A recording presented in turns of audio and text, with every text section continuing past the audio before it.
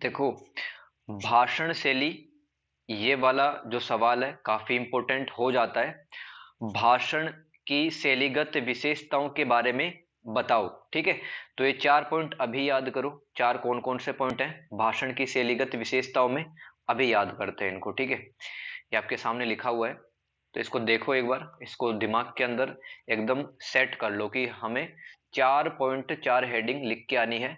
ठीक है, आपको अगर ये पॉइंट याद रहेंगे तो आप लिख के आ सकते हो। ठीक है, पुनरावृत्ति मैंने बता दिया कि भाषण के अंतर्गत हमें वाक्यों को बार बार बोलने से बचना चाहिए। एक ही वाक्य अपन बार बार बोलेंगे तो हमारा जो भाषण है वो प्रभावी नहीं बनेगा। वाक्य क्रम, ठीक है, इसको अपन समझते हैं अभी उपवाक्य। वाक्य भी कई उपवाक्यों से मिलकर बना हुआ था, जैसे कि मैं बाजार जा रही हूं क्योंकि मुझे एक नया मोबाइल लाना है। मैं बाजार जा रही हूं, ये एक उपवाक्य है। क्योंकि, क्योंकि के बाद में क्योंकि एक योजक शब्द होता है, क्योंकि एक योजक शब्द होता है। ठीक है, तो योजक शब्द के बाद में जो आता है वो भी उपवाक्य कहलाता है। क्योंकि मुझे नया मोबाइल लाना है, तो वाक्य उपवाक्यों से मिलकर बना हुआ होता है। तो हमें भाषण में भी उपवाक्यों का इस्तेमाल है वो याद करना चाहिए। ठीक है, संबोधित करना, संबोधित करना यानी कि हमें जब भाषण देते हैं तो हमें उनसे आई कांटेक्ट करना चाहिए, हमें प्रत्येक पहलू के बारे में बताना चाहिए। ठीक है,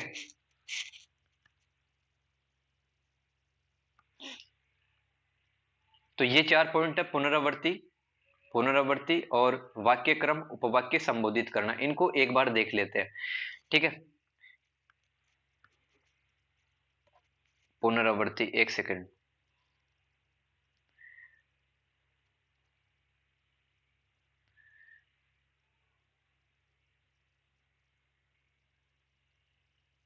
अभी ये फटाफट से है ना मैं रीड करता हूं इसको, और आप भी है ना किताब अपने सामने रख लो, या फिर मैं जो कह रहा हूं वो ध्यान से सुनते जाओ। भाषण की शैलीगत विशेषताएं, 20 नंबर का सवाल आ सकता है, बहुत ज्यादा चांस इसके बन रहे हैं। तो पहला पॉइंट रह गया पुनरावृत्ति। तो भाषण में अपनी बात को स्पष्ट करने के लिए, उस पर बल देने के लिए वक्ता बातों की पुनरावृत्ति करता है। उदाहरण के लिए पाठ के रूप में इकाई आज का दिन। अब देखो, पुनरावृत्ति में दो चीजें और आ जाती है, हमें एक वाक्य बार बार नहीं बोलना चाहिए, और कुछ खास वाक्य होते हैं, कुछ खास वाक्य होते हैं, हमें उन पर ज्यादा जोर देना चाहिए। जैसे कि आज का दिन, यह 15 अगस्त का दिन, आप सब इकट्ठा हुए हो। ठीक है, तो हमें कुछ वाक्यों पर जोर भी देना पड़ता है। दो नियम है पुनरावृत्ति के, यानी कि हमें एक वाक्य बार बार रिपीट नहीं करना है, और कुछ वाक्यों पर जोर देना है। जैसे कि आज का दिन, आज का दिन बहुत शुभ है, हम लोग सब यहाँ पर इकट्ठा हुए हैं।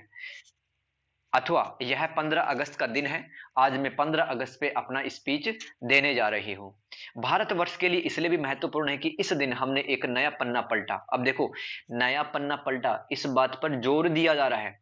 उक्त वाक्य के रेखांकित वाक्यों में आज का 15 दिन, ठीक है, 15 अगस्त का दिन, इस दिन में कथन की पुनरावृत्ति जो अपनी बात को स्पष्ट करने के लिए यूज हुआ है। तो पुनरावृत्ति में एक वक्ता होता है, वो अपनी बात को जोर जोर देकर भी बोलता है। ठीक है, आज का 15 अगस्त का दिन है, आज का शुभ दिन है, हम लोग यहाँ पर इकट्ठा हुए हैं क्योंकि भारत के इतिहास में एक स्वर्णिम दिन था ये। ठीक है, आपको इस तरह से लिखना है। ठीक है, ठीक है, इस वीडियो को वापस से देख लेना। पहला अपना पुनरावृत्ति था, पुनरावृत्ति में आपको एक वाक्य को बार बार नहीं रिपीट करना है, और एक ही वाक्य पर मतलब आपको जोर भी देना है। ठीक है, जैसे कि आज का 15 अगस्त का दिन है, हम एक साथ इकट्ठा हुए साथियों, इस तरह से। वाक्य क्रम में क्या लिखोगे कि भाषण की जो भाषा होती है बोलने की, उसमें आप बहुत ज्यादा व्याकरण के नियम नहीं लगाते हो, क्योंकि आपको अपना भाषण प्रभावी बनाना है। ठीक है, अब देखो, आप वाक्य क्रम का ध्यान नहीं रखते हो, उसमें वाक्य की जो संरचनाएं होती हैं उन पर ज्यादा ध्यान नहीं देते हो। जैसे कि हमारे जो पर्सन है वे बहुत बड़े हैं, लेकिन ऐसे नहीं है कि जो हिम्मत से काबू नहीं कर सके उन पर। ठीक है, अब देखो, ये उन पर, ये शब्द तो पहले आना चाहिए था। ठीक है, हमारे पास में कुछ पर्सन है। ठीक है, तो देखो व्याकरण की दृष्टि से, और मतलब कैसा ये वाक्य होना चाहिए था, ये कोई व्यक्ति भाषण दे रहा है, उसने क्या बोला, हमारे पास में साथियों जो पर्सन है ये बहुत बड़े हैं, लेकिन ऐसे नहीं है जो हिम्मत से काबू नहीं कर सके उन पर। तो मतलब यहां पर मतलब कुछ शब्दों को बाद में रखा गया है, ये पहले आने चाहिए थे। जैसे कि हमारे जो पर्सन है, हमारे पास में जो पर्सन है वे बहुत ज्यादा है, वे बहुत बड़े हैं, लेकिन हमारे पर्सन ऐसे नहीं है जो हम कह नहीं सके। अब देखो, यहां पर भाषण को प्रभावी बनाने के लिए क्या कहा गया कि ऐसे नहीं है हमारे पर्सन जो हिम्मत से काबू नहीं कर सके उन पर। ठीक है, यानी कि दोस्तों हमारे पर्सन ऐसे भी नहीं है कि मतलब कोई भी व्यक्ति उनको कह सकता है, उनको कहने के लिए थोड़ी हिम्मत की आवश्यकता बढ़ेगी, तो वाक्य क्रम का ध्यान नहीं रखा जाता है। ठीक है, हिंदी के वाक्यों में प्राय है पहले कर्ता। अब देखो हिंदी के जो वाक्य होते हैं ग्रामर में, उसमें पहले कर्ता आता है, फिर कर्म आता है और अंत में क्रिया रखते हैं। जैसे कि सीता फल खा रही है, तो सीता कर्ता हो गया, फल हो गया, कर्म हो गया, और खा रही है ये क्रिया हो गया। ये नियम होता है हिंदी के वाक्यों का। लेकिन दोस्तों भाषण के अंदर हम कर्ता, कर्म और क्रिया है ये अलग अलग भी लिख सकते हैं। अपन कर्म को सबसे लास्ट में लिख सकते हैं, क्रिया को बीच में भी लिख सकते हैं, क्योंकि अपने को भाषण अच्छे से बनाना है। तो ये लिख दोगे। भाषण की शैलीगत विशेषताओं में पहला था पुनरावृत्ति, उसमें 2 पॉइंट याद रखने हैं। दूसरा क्या था, बताओ दूसरा क्या था, अभी क्या पढ़ा है? वाक्य क्रम। वाक्य क्रम, इसमें आपको ध्यान रखना है कि हिंदी के जो व्याकरण के नियम होते हैं उनका पालन नहीं किया जाता है। हिंदी के एक वाक्य में कर्ता पहले लिखा जाता है, कर्म बाद में लिखा जाता है और क्रिया बाद में लिखी जाती है, सबसे अंत में क्रिया लिखी जाती है, जैसे कि सीता फल खा रही है। ठीक है, लेकिन भाषण में अपना जो भाषण है वो इंप्रेसिव बनाने के लिए, प्रभावशाली बनाने के लिए हम व्याकरण के नियमों से कोई बहुत ज्यादा ताल्लुक नहीं रखते हैं। ठीक है, उपवाक्य देखो, भाषण में वाक्य रचना इस तरह से की जाती है जिससे कथ्य स्पष्ट हो जाए। कथ्य का मतलब क्या है कि आप कौन सी बात समझाना चाहते हो। कथ्य का मतलब होता है वास्तविक अर्थ, वास्तविक अर्थ। कथ्य स्पष्ट होता चला जाए और बात पर बल भी पूरा पड़े ताकि सुनने वाले प्रभावित हो, इसके लिए वक्ता उपवाक्यों का अधिक प्रयोग करता है। शब्दों के ऐसे समूह जिससे पूरा विचार प्रकट होता है उसको वाक्य कहते हैं। जैसे प्रजातंत्र हर व्यक्ति को हक देता है, यह वाक्य है, क्योंकि इसमें शब्दों का ऐसा समूह जिससे पूरा विचार प्रकट हुआ। लेकिन जब कोई पूरा विचार एक से अधिक वाक्यों में प्रकट होता है और उन्हें एक ही वाक्य में प्रस्तुत किया जाता है, तब उनमें से प्रत्येक को उपवाक्य कहते हैं। जैसे कि यह ठीक है कि यह जिम्मेदारी सरकार की है, लेकिन उतनी ही जनता की भी है। अब देखो मतलब वाक्य क्या होता है, वाक्य क्या होता है, जब हम हमारा जो विचार होता है, हमारी जो बात होती है, वह एक लाइन के अंदर समझा देते हैं, तो उस चीज को अपन वाक्य कहते हैं। उपवाक्य क्या होते हैं, जब हमारे जो विचार होते हैं हम दो या दो से अधिक मतलब दो या दो से अधिक, दो या दो से अधिक, एक सेकेंड। अब देखो, जब हमारा विचार दो या दो से अधिक वाक्यों के द्वारा प्रयुक्त किया जाता है। ध्यान दो, वा, वाक्य किसको कहते हैं, जब हमारा जो विचार है हम उसको कहने के लिए जो एक लाइन में लिखते हैं, एक पंक्ति में जो शब्दों को हिसाब से जमा करके लिखते हैं उसको वाक्य कहते हैं। लेकिन दोस्तों हमारे विचार ज्यादा है, दो से अधिक, तब अलग अलग वाक्यों को इस्तेमाल करते हैं अपन, और उन्हीं वाक्यों को अपन उपवाक्य कहते हैं। उपवाक्य क्या होते हैं, वाक्य उपवाक्य क्या होते हैं, जब आपके विचार दो से अधिक है। जैसे कि मैं बाजार जा रही हूं क्योंकि मुझे मोबाइल आज ही लाना है, ये आपके दो विचार हैं। एक तो बाजार जा रही हो, आप मार्केट जा रही हो और आपको एक नया मोबाइल खरीदना है, ये दूसरा विचार हो गया। तो वाक्य के अंदर ध्यान रखना, वाक्य के अंदर जब आपको दो या दो से अधिक विचार बताने हो तब आप उपवाक्यों का इस्तेमाल करते हो, और भाषण के अंदर उपवाक्यों का बहुत ज्यादा इस्तेमाल किया जाता है। जैसे कि कोई नेता बोलता है कि यह ठीक है कि यह जिम्मेदारी सरकार की है, लेकिन उतनी ही जनता की भी है। अब देखो आप रिलेट कर सकते हो कि गली मोहल्ले के अंदर मतलब हर कोई कहता है कि भाई सफाई, ये गंदगी क्यों फैली है, ये कूड़ा करकट यहाँ पर क्यों हो रखा है, ये पॉलीथीन किसने फेंक दिया, सरकार हमारे लिए कुछ नहीं करती है, नगर निगम की गाड़ियां भी टाइम से नहीं आती है। लेकिन दोस्तों क्या सरकार हर जगह पहुंच सकती है? तो वहां पर कोई भी एक समझदार व्यक्ति है, जैसे कि आप समझदार है, ठीक है, तो आप बोलोगे कि भाई जनता की भी तो कुछ रिस्पॉन्सिबिलिटी है, हर बात हर जिम्मेदारी सरकार की नहीं है, जनता को भी आगे आना होगा और सफाई अभियान में सरकार के साथ में मिल करके हमें यह मिशन सफल बनाना है। तो आपके जो विचार है, आपके जो विचार है, क्या क्या आपके विचार है कि आपको सरकार के साथ में सहयोग की भावना से सफाई मिशन में जुड़ जाना है, और आप मोहल्ले के लोगों को समझा रहे हो कि भाई ये सरकार की भी जिम्मेदारी है, लेकिन उससे ज्यादा जिम्मेदारी तो अपनी है कि हम गली मोहल्ले प्लस हमारे घर के सामने का जो प्लाट वगैरह है उसके अंदर पॉलीथीन ना फेंके। तो अब अलग अलग उपवाक्यों का इस्तेमाल करते हो। ठीक है, इसके अंदर ये लिख के आ जाओगे।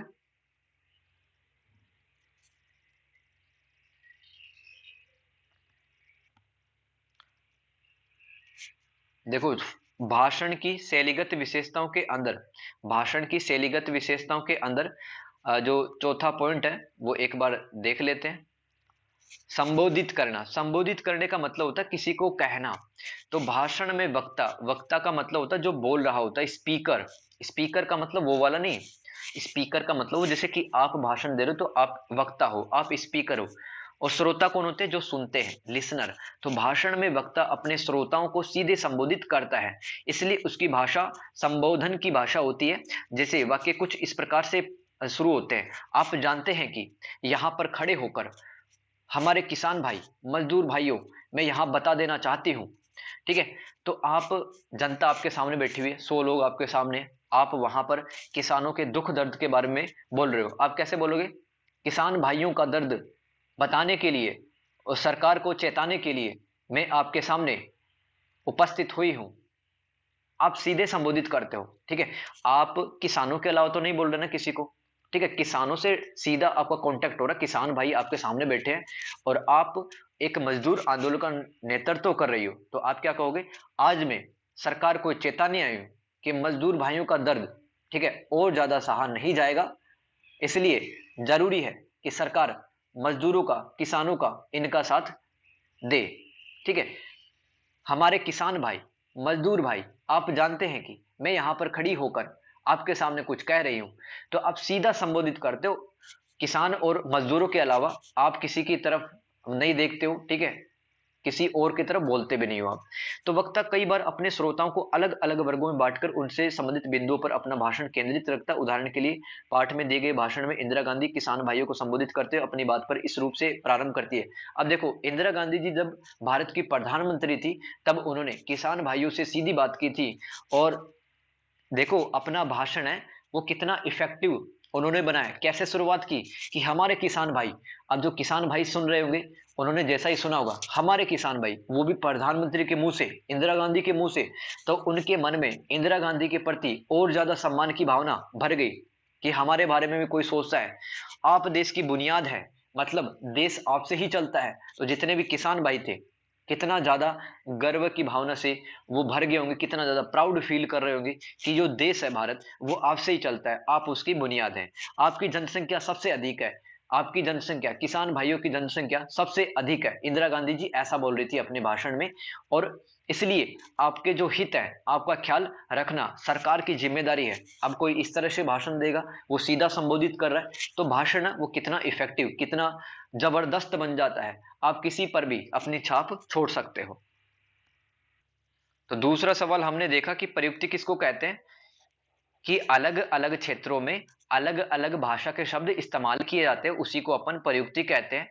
जैसे कि व्यापार और वाणिज्य के क्षेत्र में अलग शब्द इस्तेमाल होते हैं, ठीक है।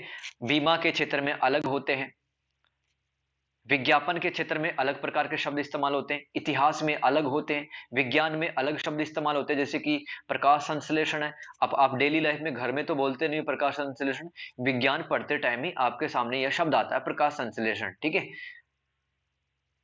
तो अलग अलग क्षेत्रों में जो शब्द बोले जाते हैं उनको कहते हैं अपन प्रयुक्ति। और यह सामाजिक स्थिति पर निर्भर करता है। समाज के अंदर मजदूर रहते हैं, मजदूरों की भाषा अलग होती है, किसानों की भाषा अलग होती है, ठीक है। और जो नौकरी करते हैं उनकी भाषा अलग होती है। तो इसी को प्रयुक्ति कहते हैं, ठीक है। प्रयोजन मूलक हिंदी कहते हैं कि हम हिंदी भाषा को अलग अलग उद्देश्यों के लिए इस्तेमाल करते हैं, यही उसका प्रयोजन मूलक स्वरूप कहलाता है।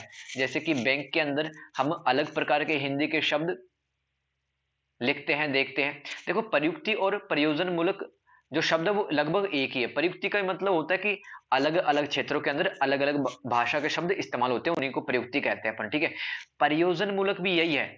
प्रयोजन का मतलब होता है उद्देश्य। तो अपन जब भाषा को एक अलग उद्देश्य के लिए इस्तेमाल करते हैं, जैसे कि दोस्तों, दुकानदारों की भाषा अलग होती है, ठीक है।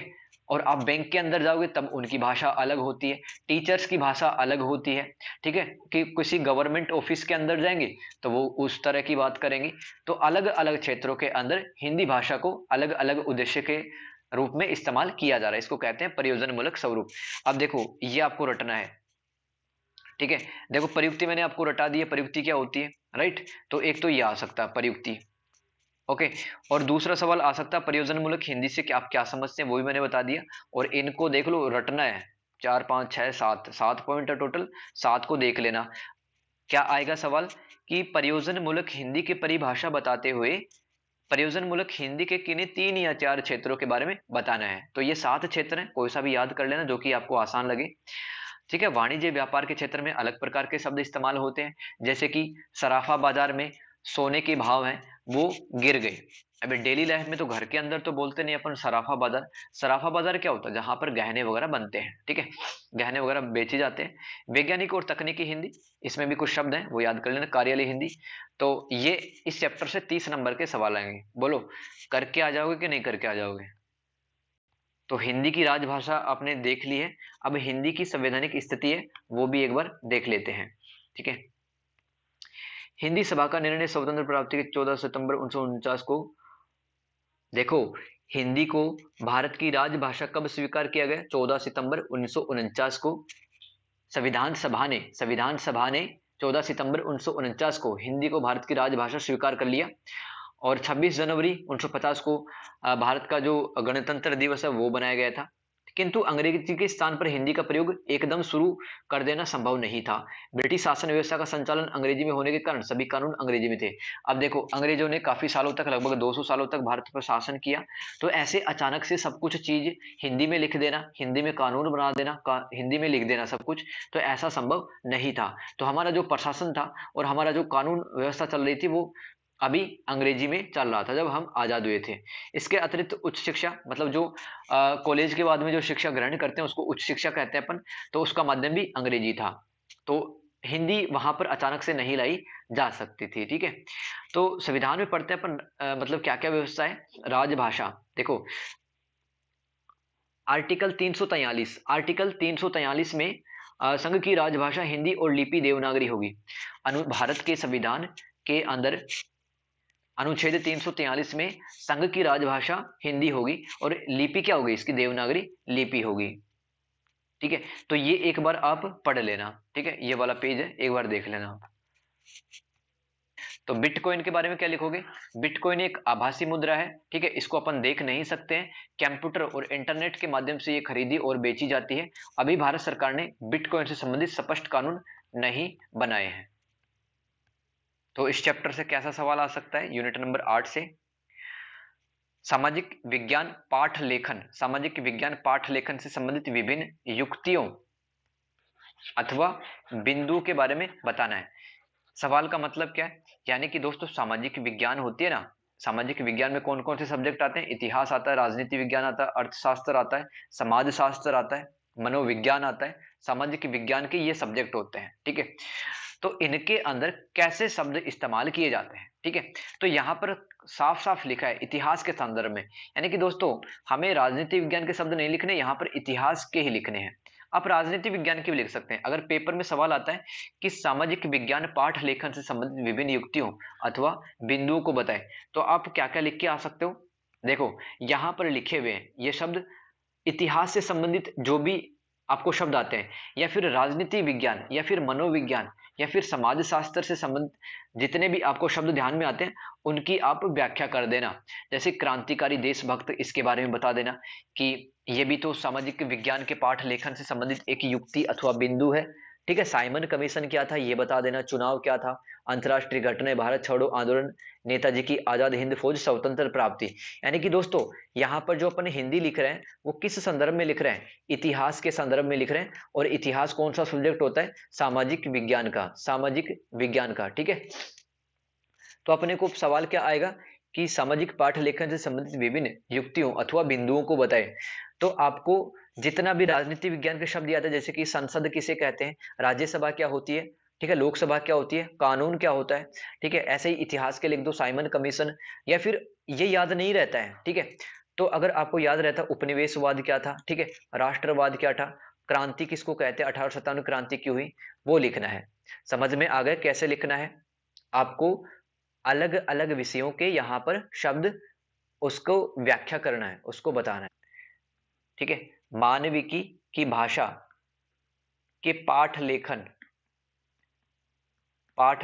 करते समय विभिन्न युक्तियों, विभिन्न युक्तियों अथवा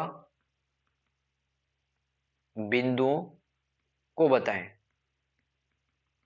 ठीक है, तो देखो ललित कला क्या होती है? ललित कला साथियों